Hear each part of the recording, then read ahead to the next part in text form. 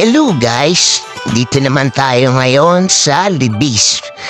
Going to Quezon City, Novaliches. Meron tayong titignan na isang unit na 2004 model. So, check natin siya if maganda pa yung mga body niya or pwede pa siyang i-release. Medyo pasikot-sikot dito sa papasok pala sir. And nakakalito. So, kahit pa paano, na-trace naman natin dahil nagpasundo na tayo, baka mamaya maligaw pa tayo. So, dito na kami ngayon sa parang condominium style. And ito na nga yung unit na titignan natin. Ayan. So, sa malayo pa lang, makikita mo na naka matte black color siya. So, okay naman siya, presentable. Pero sa mga ganitong unit kasi guys, hindi siya masyadong mabenta pagdating sa marketplace because masyadong matte or ordinary. Parang kahit bagong pintura siya, hindi siya ganun kagandang tignan or kakinis. So, bihira yung mga may gusto sa mga ganitong kulay. So, we're planning to repaint na gawing gloss or makintab yung kanyang kulay. And ayan, i-check na natin siya. Naka-stock din siya na mags na 16R which is hindi siya normal sa mga ganitong unit.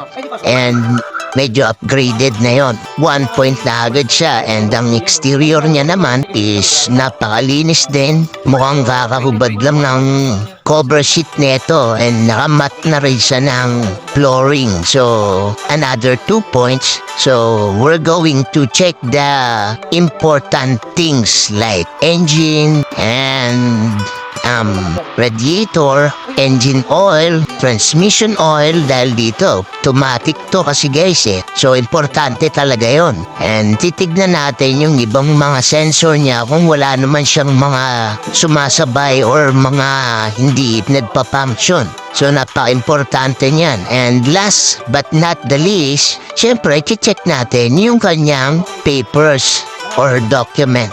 If same din ba nang naka-indicate sa ORCR yung nakalagay dito sa mismong engine and chassis number. So, i-road test na lang natin to guys. Then pagka okay, diretso na to. Kukunin na natin siya para makauwi na rin tayo agad. Dahil medyo malayo-layo yung pupuntahan natin. So, yun lang guys. All good naman siya guys. Mapping na sa documents and okay na mausap si sir. Kaya kinuha na natin to guys. So maghahanap na tayo ngayon ng kakainan. And nandito na tayo now sa Quezon Jollibee para kumain ng ating late lunch. And diretso na kami ng uwi. So yun lang guys. See you next video. Bye-bye.